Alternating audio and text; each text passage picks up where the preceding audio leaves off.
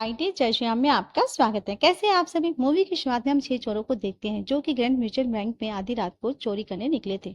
तभी इनमें से एक चोर जो वैन चला रहा होता है वह रास्ते में कुत्ते को कुचल देता है और आगे बढ़ जाता है। तो बाकी पांचों कहते हैं कि हमने डिसाइड किया था कि हम इस चोरी के दौरान किसी की जान नहीं लेंगे, तो तुमने उसे बेकार में ही कुचल दिया, इसलिए आगे से ध्यान रखना। अब ये पांचों बैंक में जाते हैं, वहाँ के सिक्योरिटी सिस्टम को बंद कर देते हैं। इसके बाद वे सभी गार्ड्स को बेहोश करके बैंक में एंटर करते हैं। वो छठा आदमी जो गाड़ी चला रहा होता है वो उन सभी का वैन में ही वेट कर रहा होता है। अंदर ये पांचों आपस में घड़ी की टाइमिंग सेट करते हैं और लोग को बॉम्ब से उड़ा देते हैं। तभी वहाँ का सायरन बजने लगता है और सायरन की आवाज सुनते ही एक बूढ़ा आदमी पुलिस को कॉल मिलाता है और तभी वैन में बैठा ड्राइवर उसे पीछे से गोली मार देता है। अब ये पांचों इधर सारा पैसा लेकर नीचे आते हैं और तभी वह ड्राइवर इन पांचों को भी धोखा देते हुए शूट कर देता है और अकेले सारा पैसा लेकर वहाँ से फरार हो जाता है। फिर पुलिस थोड़ी देर तो उनका पीछा करती रहती है मगर अफसोस पकड़ नहीं पाती। अब कहानी 14 महीने आगे बढ़ती है जहाँ हम कहानी के 4 अलग अलग कैरेक्टर को देखते हैं। इनके नाम होते हैं चीनू, स्वाति, प्रिया और वरलक्ष्मी। इन चारों को एक लेटर आता है जिसके हिसाब से इन चारों ने एक इनाम जीता है और इस इनाम को लेने के लिए उन्हें एक एड्रेस पर आना होगा। अब यहाँ पर हमें पता चलता है कि इन चारों को एक ही एड्रेस पर बुलाया गया था, जहाँ पहुँचते ही सरस्वती नाम की एक बूढ़ी औरत उनके लिए गेट खोलती है। असल में इसी ने इन चारों को यहाँ पर इनाम के बहाने एक साथ बुलाया था। हमें पता चलता है कि साल भर पहले जो बैंक रॉबरी में सरस्वती का पोता मारा गया था, उसी रॉबरी में वरलक्ष्मी का बेटा राजा राम, प्रिया का मंगेतर अविनाश, स्वाति का बड़ा भाई कार्तिक और उस छोटी बच्ची चिंकू के पिता रमेश की मौत हो चुकी थी। असल में ये पांचों उसी दिन शूट आउट में मारे गए थे जब उनके छठे आदमी ने इन्हें धोखा दिया था। इन सभी फीमेल्स का उन पांचों के अलावा कोई दूसरा परिवार नहीं था, इसलिए उन पांचों के जाने के बाद ये पांचों अपनी अपनी लाइफ में बहुत अकेले और अनाथ थे।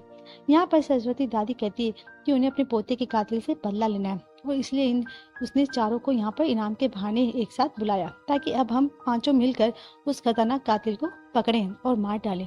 पहले तो सब इस बदला लेने वाली बात से मना कर देती हैं क्योंकि आखिरकार ये सब बेचारी औरतें हैं और उनमें से एक छोटी सी बच्ची भी है, इसलिए ये क्या ही कर लेगी। लेकिन बाद में ये चारों बदला लेने के लिए दादी को हाँ कर देती हैं। पर सवाल अभी भी यही था कि आखिरकार उस आदमी को ढूंढेंगे कैसे और कैसे बदला लेंगे, क्योंकि जो आदमी कई लोगों का मर्डर करके बैंक का सारा पैसा लूट कर साल भर से आराम से घूम रहा हो, पुलिस भी उसे पकड़ ना पाई हो, वो वाकई में काफी स्मार्ट होगा। दादी कहती है कि हम उस आदमी को पकड़ सकते हैं लेकिन हमें उससे भी ज्यादा स्मार्ट आदमी की हेल्प चाहिए होगी और ऐसे एक आदमी को मैं जानती हूँ। इसके बाद वो अपने घर में रखी हुई रिवेंज नॉवेल्स की तरफ इशारा करती है और कहती है कि इसके राइटर का नाम है पेंसिल पार्थ। साथ ही जिस राइटर ने अपने हर नॉवल में क्राइम और रिवेंज को अलग अलग तरीके से दिखाया हो, वह खुद कितना स्मार्ट होगा, इसे रिवेंज के हर पहलू की समझ होगी और यही हमारी मदद कर सकता है। अब ये पांचों पेंसिल पार्थ सारथी के घर पहुंच जाती है जहां पेंसिल अंदर रूम में अपनी अगली स्क्रिप्ट पर काम कर रहा था। पेंसिल के घर में चारों ओर हजारों किताबें रखी थी जिससे लोग काफी इम्प्रेस हो जाते हैं। लेकिन अफसोस थोड़ी ही देर में उनका ये भ्रम टूट जाता है जब उन्हें पता लगता है कि सारी किताबें सिर्फ दिखावे के लिए। असल में हर किताब में थर्माकोल लगा होता है जिससे वह मोटी लग सके और तो और उसे पेंसिल कोई ओरिजिनल राइटर नहीं होता, वो तो हॉलीवुड की फिल्म मूवी को रिलीज को तमिल भाषा में ट्रांसलेट करके नोवेल की फॉर्म देता है। अब पहले तो ये जानकर अपसेट हो जाती हैं लेकिन फिर भी वह सब कोशिश करते हैं कि पेंसिल इनकी रिवेंज लेने में मदद करे, पर पेंसिल को इनके रिवेंज में कोई भी इंटरेस्ट नहीं होता। लेकिन वह प्रिया की खूबसूरती से पिघल जाता है और उसकी मदद के लिए तैयार हो जाता है, लेकिन बदले में वह 5 लाख की डिमांड करता है और मेरे को 5 लाख चाहिए। ये अफसोस, लेकिन ये तो लोग फ्री में हेल्प लेने आए थे, इसलिए ये जाने के लिए बाद में पेंसिल सभी को वहाँ से भगा देता है। अगले सीन में पेंसिल अपनी अगली स्क्रिप्ट को अपने बेस्ट फ्रेंड रामा कृष्णन के पास लेकर जाता है जो कि एक प्रिंटिंग प्रेस चलाता था। अब यहाँ पर हमें पता चलता है कि पेंसिल की पिछली 28 स्क्रिप्ट जो एकदम से फ्लॉप हुई है उन्हें किसी ने नहीं खरीदा, इसलिए इस बार रामा कृष्णा पूरा मन बना लेता है कि वह इस बार ये स्क्रिप्ट प्रिंट नहीं करवाएगा। लेकिन पेंसिल उसे दोस्ती के नाते इमोशनल ब्लैकमेल करता है कि जिसके चलते रामा कृष्ण फिर से कन्विंस हो जाता है। तभी पेंसिल उसे बातों ही बातों में सुबह वाली इंस्टेंट बताता है कि जहाँ वहाँ 5 लेडीज उसे बदला पिछले साल जो बैंक रॉबरी में हुई कत्ल का बदला लेने के लिए कह रही थी।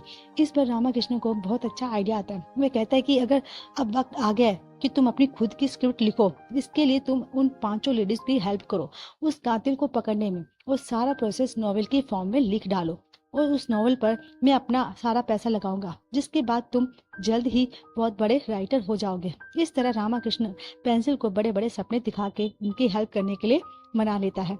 अब पेंसिल एक एक करके 5 को दोबारा एक साथ इकट्ठा करता है, जिसके बाद वह 5 लेडीज पेंसिल के घर में ही शिफ्ट हो जाती हैं और ये सब एक साथ रिवेंज की प्लानिंग शुरू करते हैं। अब पेंसिल RTI यानी कि राइट टू इंफॉर्मेशन के द्वारा उन मर्डर की इन्वेस्टिगेशन फाइल्स मंगवा लेता है, जिसे पढ़ने के बाद ये साफ हो जाता है कि पुलिस द्वारा इकट्ठे किए गए सबूत किसी भी काम के नहीं हैं, इसलिए हमें शुरू से शुरू करना होगा। तभी पेंसिल की नजर उन मरे हुए लोगों के हाथों पर पड़ती है, जहां उन सभी ने एक जैसी स्टॉप पहनी हुई थी, और यहाँ मिलता है उनको पहला क्लू। पेंसिल कहता है कि बैंक में सायरन बजने के 18 मिनट में पुलिस वहां आ गई थी और 18 मिनट में ही 5 ने 4th फ्लोर से 300 करोड़ उड़ा लिए, लेकिन ये 5 थे आम आदमी जिनका पिछला कोई क्रिमिनल बैकग्राउंड नहीं था। इसका मतलब यह है कि इस काम को इतनी सफाई से अंजाम देने के लिए उन्होंने काफी प्रैक्टिस की होगी, और ये स्टॉप वॉच एक दूसरे से टाइमिंग मिलाने के लिए इस्तेमाल किया होगा। इसलिए हमारा टारगेट है पिछले साल भर की उन सभी खाली बिल्डिंग्स को ढूंढना जहां 14 या उससे ज्यादा फ्लोर्स हों, क्योंकि उन्हीं में से किसी एक फ्लोर में उन्होंने एक साथ प्रैक्टिस की होगी। कमाल की बात तो यह है कि पेंसिल एज राइटर कोई भी प्लान एग्जीक्यूट करने से पहले उसे स्क्रिप्ट की फॉर्म में लिख देता था और उस प्लान के आसपास की सारी पॉसिबल सिचुएशन और प्रॉब्लम को पहले ही सॉल्व कर लेता था, ताकि उसको थॉट पहले ही सोचा रखा हो। खैर, अब पेंसिल और प्रिया एक फेक SBB ऑफिसर बनकर यानी एंटी करप्शन ब्यूरो ऑफिसर बनकर सरकारी दफ्तर में जाते हैं और वहां से शहर के सारे 14 और उससे ज्यादा फ्लोर्स वाली बिल्डिंग की लिस्ट ले आते हैं, और अब ये एक एक करके उस बिल्डिंग को जाकर चेक करते हैं कि इस बीच इन सभी का आपस में कोई फैमिली जैसा कोई क्यूट सीन भी दिखता है। फैमिली तो शुरुआत में ही प्रिया को मन ही मन पसंद करता था, लेकिन प्रिया अभी भी अपने मरे हुए मंगेतर को याद करती थी और उसकी दी हुई अंगूठी पर उसका हमेशा ध्यान रहता था। काफी बिल्डिंग चेक करने के बाद आखिरकार उन्हें वह बिल्डिंग मिल जाती है। इसके बाद 14 फ्लोर पर वह लक्ष्मी के बेटे राजा राम का लंच बॉक्स मिलता है और स्वाति के बड़े भाई कार्तिक की न्यूज़पेपर पर कटिंग, जिसमें वो पजल सॉल्व किया करता था। साथ ही साथ हमें वहाँ प्रैक्टिस के सारे सामान मिलते हैं और साथ में डमी कैश भी, जिससे कि यहाँ कंफर्म हो जाता है कि उन्हें यहीं पर चोरी की प्रैक्टिस की थी। ये काफी इमोशनल सीन होता है, जहाँ यहाँ सभी अपनी फैमिली मेंबर्स की बात करने लगते हैं। तभी पेंसिल बिल्डिंग के सामने HDFC बैंक का ATM दिखता है, जो कि इसके CCTV में हो सकता है। इन 5 के साथ में उस छठे किलर की भी फोटो आई होगी, इसलिए अब ये लोग बैंक के मेन ब्रांच में जाते हैं, जहां जाकर पेंसिल अपने लोगों से कहता है कि हमें पिछले साल के करीब 6 महीने की फुटेज चाहिए, जो हमें यहाँ से आसानी से मिल सकती है। इसलिए अगर कोई खूबसूरत लड़की जाकर मांगे तो शायद हमें फुटेज मिल जाएगी। इस पर सरस्वती दादी कहती है कि मैं तो इस काम के लिए जाना चाहूंगी, जिस पर पेंसिल कहता है कि दादी, हमें किसी लड़की को भेजना है इस काम के लिए, दादी को नहीं।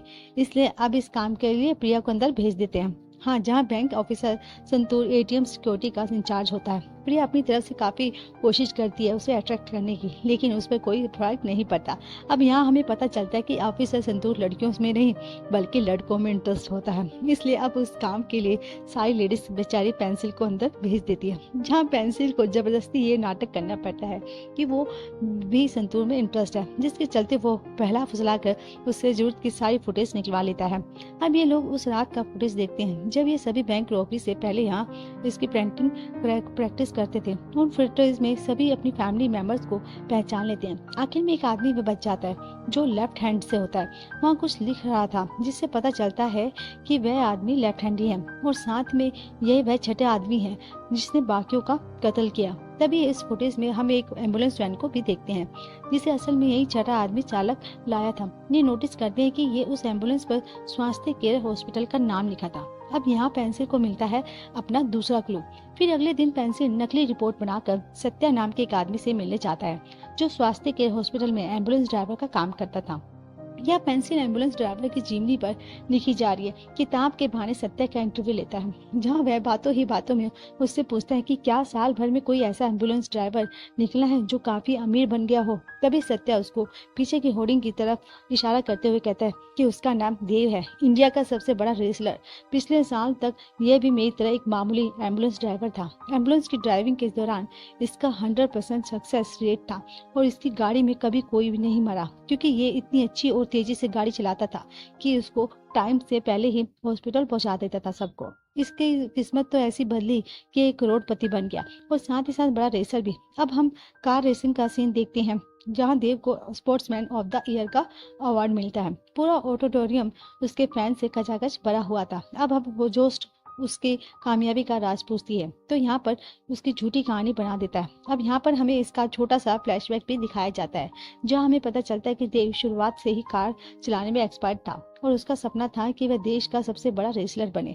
और उसके बाद उसके पिता को ये सब करने से मना कर देते थे, क्योंकि ये सब सपने गरीबों के लिए नहीं होते। इस पर देव गुस्से में आकर एक दिन अपने पिता को ही मार देता है, ताकि उनकी मौत के बाद उसे इंश्योरेंस के पैसे मिल सके। बाद में यही देव अपने साथियों को रोबरी के दौरान धोखे से मार देता है। अब हम फिर से प्रेजेंट में आते हैं, जहाँ हम पेंसिल और बाकी पांचों लेडीज भी उसी ऑडिटोरियम में आए होते हैं, जहाँ एक फाइनल कन्फर्मेशन के लिए पेंसिल देव से ऑटोग्राफ मांगता है।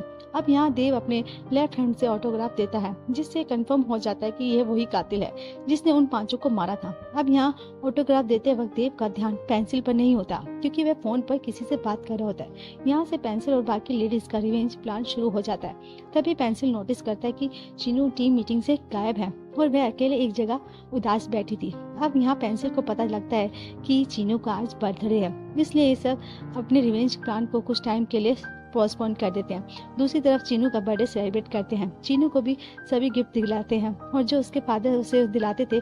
इसी बीच पेंसिल और प्रिया डॉक्टर से मिल लेते हैं, जहां उन्हें पता लगता है कि डैड की मौत के शौक के कारण चीनू ने अपनी आवाज खो दी थी, जो कि आवाज लाई जा सकती थी, लेकिन सिर्फ तभी अगर उसे खुश रखा जाए तो। अब हम अगले सीन में देखते हैं कि पेंसिल और पांचों लेडीज अभी आधी रात को देव के घर बाहर खड़ी गाड़ी में उस नजर रख रहे थे। तभी देव अपनी गाड़ी से बाहर आता है और वह उसी बिल्डिंग में जाता है जहाँ से ये कहानी शुरू हुई थी। लेकिन हैरानी की बात यह है कि देव 14 फ्लोर की जगह 15 फ्लोर पर जाता है और देव के वापस लौटने के बाद पेंसिल 15 फ्लोर की चेकिंग करता है, जहाँ पर उसे मिलता है इस कहानी का सबसे बड़ा क्लू। असल में देव ने यहाँ रोबरी का पैसा उधर ही छुपाया था। अब पेंसिल वह सारा पैसा कहाँ वहाँ है रातों रात गायब कर देता है और सपने में भी घर में बुक्स में थर्माकोल की जगह उसे छुपा देता है। अगले सीन में हम देव को देखते हैं, जो पेपर छोड़कर चला जाता है। असल में ये न्यूज़पेपर 1 साल पहले का होता है, जिसमें उस बैंक रॉबरी का खबर छपी थी। ये सब देखकर पेंसिल देव को ये बताना चाहता था कि कोई है जिसे तुम्हारा ये राज पता है। अब देव न्यूज़पेपर की डेट और खबर देखते ही घबरा जाता है और उसे ये बात समझने में देर नहीं लगती कि कोई तो है जो इसका राज जानता है। देव का सेक्रेटरी अब हड़बड़ी में गाड़ी से बाहर निकलकर उस आदमी को ढूंढने लगता है, पर उसे कहाँ कोई नहीं जानता मिलता। अब प्रिया और पेंसिल टेक्निकल रूम में जाकर उस एड के साथ छेड़छाड़ कर देते हैं, जिससे अब जैसे ही वीडियो प्ले होता है तभी उसमें इसी बिल्डिंग का वीडियो भी प्ले होने लगता है, जिसमें देव और बाकी पांचों बैंक रॉबरी की प्रैक्टिस किया करते थे। ये देखकर देव 100% कंफर्म हो जाता है कि जरूर कोई है जो उसे ब्लैकमेल कर रहा है और वह उसके सारे राज जानता है। तभी देव वहाँ बाहर गुस्से में अपनी गाड़ी के पास जाता है, जहाँ उसे अपनी गाड़ी में डमी कैश से भरा हुआ बैग मिलता है, जिसके साथ वह सभी प्रैक्टिस किया करते थे।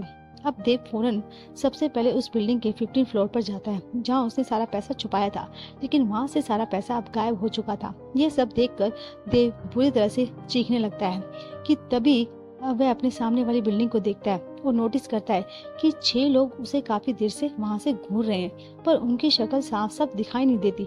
असल में ये पेंसिल, प्रिया, वरलक्ष्मी और बाकी लोग होते हैं और इन्होंने ऐसा देव को डराने के लिए किया था। अब देव समझ जाता है कि ये 6 लोग हैं जिन्होंने ये काम किया है। वह तुरंत सीढ़ियों से नीचे उतरने लगता है ताकि उन्हें एक साथ पकड़ ले। इधर पेंसिल ये बात समझ जाता है कि हमें ये पकड़ने आ रहा है, लेकिन पेंसिल के साथ 5 लेडीज होती हैं, जिससे बूढ़ी दादी और छोटी चीनू भी होती है, इसलिए वह पूरी तरह से घबरा जाता है और ये सभी वहाँ से भागने लगते हैं। लेकिन दादी काफी धीरे भागती है, जिस वजह से पेंसिल उन्हें अब गोदी में उठाकर भागने लगता है। थोड़ी देर बाद ये सभी लिफ्ट में जाने लगते हैं। लेकिन लिफ्ट 6 लोगों में ही ओवरलोड हो जाती है। फिर पेंसिल उन सभी को लिफ्ट में जाने को कहता है और खुद सीढ़ियों से नीचे उतरने लगता है। ऐसा लगता है मानो अब देव इनको पकड़ ही लेगा। देव उस बिल्डिंग तक तेजी से पहुंच जाता है और उधर अचानक से लिफ्ट भी बंद हो जाती है और ये सब अंदर ही फंस जाते हैं। चीनू अब अंदर सफोकेशन की वजह से बेहोश हो जाती है और इधर पेंसिल देव को अंदर आते देख लेता है। तभी पेंसिल अपने सामान्य फायर अलार्म देखता है और उसको तोड़कर अंदर का बटन प्रेस कर देता है, जिससे पूरी बिल्डिंग में आग लग जाती है। सायरन सब बच जाता है और थोड़ी देर में ही वहां पर भीड़ लग जाती है, जिस बीच पेंसिल जैसे तैसे सभी को लिफ्ट से बाहर निकाल लेता है और देव की नजर से बचकर सभी को वहां से सेफली लेकर चला जाता है। अब घर में डॉक्टर चीनू को देखते हैं और कहते हैं कि लिफ्ट में फंसने की वजह से उसकी तबीयत खराब हो गई थी, आगे से इसका ध्यान रखना। इधर पेंसिल सभी से माफी मांगता है क्योंकि उसने ओवर कॉन्फिडेंस में आकर ऐसा रिस्क लिया था, जिसकी वजह से सभी को परेशानी झेलनी पड़ी। दूसरी तरफ दादी रोने लगती है क्योंकि आखिरकार उन्हीं ने ये रिवेंज का प्लान स्टार्ट किया था। वो कहती है कि मुझे अब कोई रिवेंज नहीं चाहिए, मेरे लिए तुम लोगों की जान जरूरी है। इधर बाकी सभी भी ये रिवेंज प्लान रोकने को कहते हैं। वह लक्ष्मी भी कहती है कि हम किसके लिए ये बदला ले रहे हैं, उन लोगों के लिए जिन्होंने हमारे बारे में सोचे बिना बैंक रोबरी जैसा गलत काम किया। उन्हें बैंक रोबरी करने की जरूरत क्या थी? अगर वो लोग ये सब नहीं करते तो आज जिंदा होते। इस पर पेंसिल कहता है कि मैं जानता हूँ उन्होंने ऐसा क्यों किया और आप लोगों को उनके बारे में गलत बोलने की जरूरत नहीं है। और दोस्तों, यहाँ आता है इस मूवी का सबसे इमोशनल सीन। वो कहता है कि इन पांचों को अलग अलग तरह से कैंसर था, जिसके चलते इन पांचों की मौत तो वैसे ही फिक्स थी। जो लोग आपस में स्वास्थ्य केयर हॉस्पिटल में मिले थे, इन पांचों को ये चिंता हमेशा रहती थी कि इनके मरने के बाद आप लोगों का कौन ख्याल रखेगा। इसलिए इन पांचों ने मिलकर स्वास्थ्य केयर हॉस्पिटल के एम्बुलेंस ड्राइवर देव के साथ मिलकर ये रॉबरी की प्लान बनाया था, ताकि इनके जाने के बाद अच्छी तरह लाइफ जी सको। इस पर सारे शौक में हो जाते हैं कि ये क्या है, हमें तो आज पता चला कि हमारे इनको जितने भी थे सब बीमारी से जूझ रहे थे, वो उन्होंने हमारे लिए सब किया था। वो लोग नहीं चाहते थे कि आप लोगों को कभी कैंसर वाली बातें पता लगे, इसलिए मैंने आपसे ये बातें छुपाई। अब प्रिया पूछती है तो फिर अब क्यों बता रहे हो? इस पर पेंसिल रोते हुए कहता है कि अब दादी और आप लोग मना कर रहे हो कि आप लोगों को यह रिवेंज नहीं चाहिए। मैं आप लोगों से इस रिवेंज की वजह से ही जुड़ा था। अब आप लोगों को ये रिवेंज लेना ही नहीं है तो मेरा क्या, मैं तो कोई काम भी नहीं है, मेरा तो अब यहाँ से चले जाना चाहिए। अब आप लोग फिर से मुझे अकेले छोड़कर चले जाओगे और फिर से मैं अकेला और अनाथ हो जाऊंगा।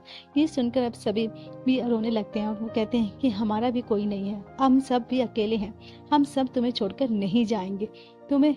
हम तुम्हें डांट भगाए हुए, ठीक है, हम यहीं रहेंगे। दोस्तों, ये सीन सच में बहुत इमोशनल है, मैं इसको और एक्सप्लेन कर नहीं कर सकती। यहाँ पर पेंसिल नोटिस करता है कि प्रिया अभी भी कंफ्यूजन में है। वो अपनी भी अंगूठी देखकर अपने मंगेतर को याद कर रही होती है। और खैर, अब ये सब फिर से एक अलग मोटिवेशन के साथ रेडी हो जाते हैं कि और सब कहते हैं कि हमने डिसीजन कर लिया है, हम सब ही बदला लेंगे, रिवेंज लेने का डिसीजन लेते हैं। उधर देव को भी आइडिया लग जाता है कि 5 लेडीज और एक आदमी उसके पीछे हैं, इसलिए अब देव अपना सारा शेड्यूल पे कैंसिल करके उन लोगों को ढूंढने में लग जाता है। तभी देव का सेक्रेटरी ससूल कहता है कि हमें उन्हें ढूंढेंगे कैसे, हमारे पास तो कोई क्लू ही नहीं है। इधर देव को याद आता है कि उस बिल्डिंग का फुटेज जो वहां से लिया गया था, तो उसे HDFC का ख्याल तो होगा ना, आता ही होगा, और वह सारा मामला समझ जाता। अब देव मेन ब्रांच में जाकर कैमरे में पेंसिल को वो फुटेज लेते हुए देख लेता है। अब वह पेंसिल का एड्रेस निकलवाता है, करके उसके घर पहुंचता है, जहाँ पर घर का गेट सरस्वती दादी खोलती है। अब देव एक ही बार में दादी को शूट कर देता है, फिर अंदर घुस के एक एक करके वरलक्ष्मी, स्वाति, फिर चुनू को भी मार देता है। अब जैसे भी वह प्रिया की तरफ उसे मारने के लिए बढ़ता है, तभी सीन कट हो जाता है और यहाँ पर अब हमें पता चलता है कि असल में पेंसिल ये सब आने वाली पॉसिबिलिटी को स्क्रिप्ट की फॉर्म में लिख रहा था। असल में ऐसा कुछ भी अभी तक नहीं हुआ था, लेकिन इज एंड इज इसके चांस जरूर थे। इसलिए पेंसिल अब डिसाइड करती है कि हमें सबसे पहले उस बैंक के ब्रांच में जाकर अपने एक पुराने कमरे की फुटेज के रिकॉर्ड को डिलीट करना होगा, नहीं तो देव जल्दी घर पर आ जाएगा उस प्रूफ के साथ। तो अब पेंसिल संतूर के पास जाता है और उसे फिर से लवर्स वाली बातें करने लगता है। तभी उसे पता लगता है कि संतूर ने वो सभी फुटेज पहले ही डिलीट कर दिए थे, क्योंकि उसके हिसाब से उन फुटेज में संतूर और पेंसिल के क्यूट मोमेंट्स भी थे।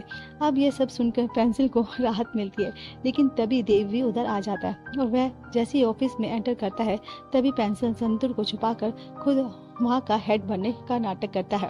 अब देव उससे उन लोगों की फुटेज की डिमांड करता है जिसमें पेंसिल नाटक करने लगता है। वो कहता है कि वह पांचों लेडीज और वह आदमी काफी खतरनाक है, वो किसी देव नाम के आदमी के पीछे पड़े हैं और उसे मार कर ही दम लेंगे। उन्होंने मुझे भी धमकी दी है कि मैं उनके बारे में आपको कुछ ना बताऊं, और साथ में सारी फुटेज पहले ही डिलीट करवा दी है। तभी देव को उसके सेक्रेटरी का कॉल आता है और जहाँ पर बताता है कि हमारे आदमी ने उन लोगों के एड्रेस का पता लगा दिया है।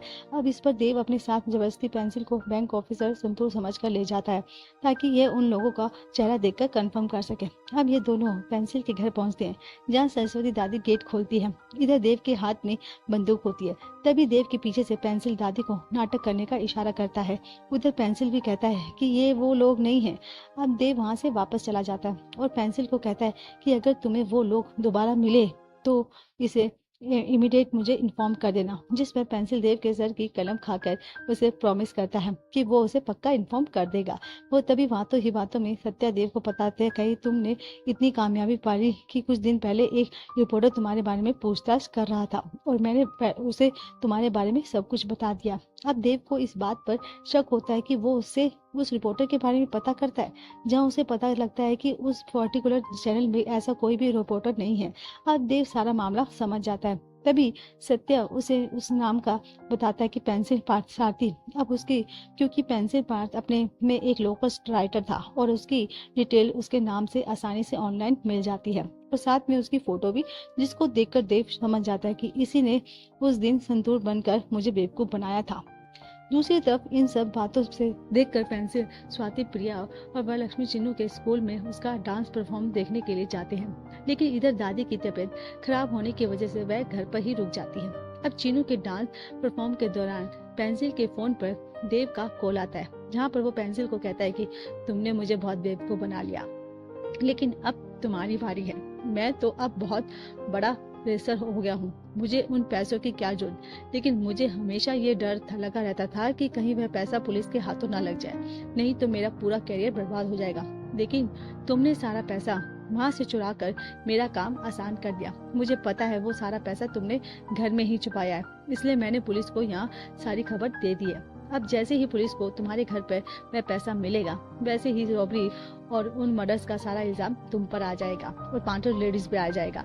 इसलिए अब खुद को बचा सकते हो तो बचा लो। पेंसिल ये सुनकर घबरा जाता है। वह तुरंत अपने दोस्त रामाकृष्ण को कॉल करके वहाँ से सारा पैसा हटाने को कहता है और खुद भी घर के लिए निकल पड़ता है। लेकिन जब तक पेंसिल घर पहुँचता था तब तक पुलिस भी वहाँ पर पहुँच जाती, पर पुलिस को वहाँ पर एक ऐसा भी पैसा नहीं मिलता। अब पुलिस के जाने के बाद रामाकृष्ण घर पर आता है और वह कहता है कि भाई मुझे आने में थोड़ी देर हो गई, माफ करना, कहाँ है इस वह सारा पैसा। इस पर पेंसिल कहता है कि तुमने घर में पैसा नहीं हटाया, तो फिर किसने हटाया। तो यह नोटिस करता है कि घर से दादी गायब है और वह सारा पैसा भी वह दादी को फोन लगाता है पर उनका फोन नहीं लगता।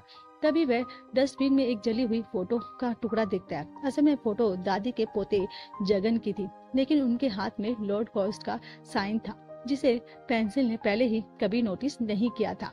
फिर पेंसिल जगन की फाइल देखता है जिसमें ये साफ हो जाता है कि जगन एक क्रिश्चियन था जबकि दादी एक हिंदू। अब पेंसिल समझ जाता है कि दादी ने उससे झूठ बोला, लेकिन क्यों, आखिर वही तो थी जिसने सभी को इस रिवेंज के लिए एकजुट किया था। अब इसी सवाल के साथ पेंसिल दादी को ढूंढते हुए एक वृद्धाश्रम पहुंच जाता है। असल में दादी सारे पैसे के साथ वहीं पर होती है। अब यहाँ पर हमें पता चलता है कि जगन दादी का पोता था ही नहीं, वह तो अनाथ था। दोस्तों, आपको याद है बैंक रॉबरी के दौरान सायरन बजते ही एक बूढ़े आदमी ने पुलिस को फोन करने की कोशिश की थी जिसे देव ने पीछे से शूट कर दिया था। असल में वह आदमी सरस्वती दादी का हस्बैंड था। दादी ने यह झूठ इसलिए बोला था क्योंकि किसी 80 साल के बूढ़े की मौत का किसी को कोई दुख नहीं था, लेकिन दादी को तो अपने हस्बैंड की मौत का बदला लेना था, जिसके चलते उन्होंने अनाथ जगन का सहारा लिया और उसको अपना पोता बनाकर सबके सामने पेश किया ताकि सबको एक करके बदला लिया जा सके। अब दादी कहती है कि मैंने सारा पैसा वृद्धाश्रम में दे दिया है ताकि मेरे जैसे बूढ़े जिसका कोई नहीं है उनकी मदद हो सके। और पेंसिल को यह भी कहती कि मैंने तुम्हारे लिए थोड़ा पैसा अलग करके रखा है क्योंकि तुम ना होते तो हम इतना कुछ नहीं कर पाते। अब मुझे देव से कोई बदला नहीं चाहिए, मैंने अपने पति पहले ही खो दिया है, इसलिए अब तुम्हें इस बदले के लिए मैं तुम्हें और बाकी लोगों को नहीं खोना चाहती। इस पर पेंसिल रोते हुए कहता है कि मुझे ये पैसा नहीं चाहिए, मुझे तो मेरी दादी चाहिए। मैं तो पहले से ही अनाथ था, लेकिन आप लोगों ने आकर मुझे एक परिवार का प्यार दिया अब ये सुनकर दादी भी रोने लगती है। अगले सीन में हम देव को उसके गैरेज में देखते हैं, जो कि काफी फ्रस्ट्रेट होता है। लेकिन तभी वो नोटिस करता है कि गैरेज में उसके अलावा कोई और भी है, और वो पेंसिल को वहां से देखता है। असल में पेंसिल को हमेशा से चिंता थी कि देव के होते हुए उसके नए परिवार को हमेशा खतरा रहेगा, जिससे बचने के लिए देव को खत्म करना बहुत जरूरी है। अब यहाँ पर हम प्रॉपर साउथ मूवी का एक्शन सीन देखते हैं, जहाँ पेंसिल और देव के बीच में एक जबरदस्त फाइट होती है, जिससे लास्ट में पेंसिल देव को घायल करके उस ऊपर कार को गिरा देता है और उस कार में आग लगा देता है, जिससे देव की मौत हो जाती है। अब अगले सीन में पेंसिल उसको आग लगाकर चला जाता है, ताकि सबको ये लगे कि अपने आप ही इसका एक्सीडेंट हुआ था। अब पेंसिल घर लौटता है, पर जहाँ पर लेडीज पहले से ही थी, उनको देव की मौत के बारे में कोई आइडिया नहीं होता। अब यहाँ पर सभी एक एक करके पेंसिल को इस रिवेंज की को यहीं पर खत्म करने के लिए बोलती हैं। तो वो कहते हैं कि अब हम सब एक ही परिवार में की तरह रहेंगे, हमें कोई रिवेंज नहीं चाहिए, क्योंकि अब पेंसिल के रूप में स्वाति का उसका भाई वरलक्ष्मी और उसका बेटा मिल गया था। इधर दूसरी तरफ टीवी पर देव की मौत की खबर आ जाती है, जिसे सुनते ही चीनू खुशी के मारे चीख पड़ती है, क्योंकि अब उसके पिता का कातिल मर गया था। तभी पेंसिल और बाकी सभी लोग नोटिस करते हैं कि चीनू अब बोलने लगी है, जिसे देखकर सभी बहुत खुश होते हैं। लेकिन सभी को यही लगता है कि देव को उसके कर्मों की सजा मिल गई है। आखिरकार अब प्रिया भी अपने मंगेतर की अंगूठी हाथ से निकाल के पेंसिल के गले लग जाती है, मानो उसने भी पेंसिल के लव को अब एक्सेप्ट कर लिया था। तभी वो पेंसिल के चेस्ट पर घाव का निशान देखती है और समझ जाती है कि पेंसिल ने ही देव को मारा है। लेकिन ये दोनों ये बातें सबसे छुपा लेते हैं। उसके बाद अब हम अपने फाइनल सीन में पेंसिल को अपने ओरिजिनल नोट पर लोगों के लिए ऑटोग्राफ करते हुए देखते हैं। और यहाँ आता है मूवी का असल क्लाइमैक्स सीन। इस नॉवल के फर्स्ट पेज पर लिखा होता है कि ये बुक डेडिकेट है मेरी दादी सरस्वती, मेरी माँ वरलक्ष्मी, मेरी वाइफ प्रिया, मेरी सिस्टर स्वाति और मेरी प्यारी बेटी चीनू चीनू को। अंत में श्रवण को। अब दोस्तों, क्या आपको पता है कि श्रवण कौन है? चलिए मैं बताता हूँ। आपको याद है मूवी की शुरुआत में देव ने जिस कुत्ते को पूछता था, वो असल में श्रवण ही था, जिसे पेंसिल अपनी जान से भी ज्यादा प्यार करता था। और यहाँ हमें पता चलता है कि पेंसिल ही इस पूरी कहानी का मास्टर माइंड होता है। बदला सिर्फ उन लेडीज का ही नहीं था, बदला पेंसिल का भी था। उसने श्रवण के लिए, अरे दोस्तों, उसी जबरदस्त क्लाइमैक्स के साथ ये मूवी यहीं पर एंड हो जाती है। इस मूवी को लाइक करके अपने दोस्तों के साथ शेयर करना मत भूलना। चैनल को सब्सक्राइब करें और thank you, bye, thanks for watching.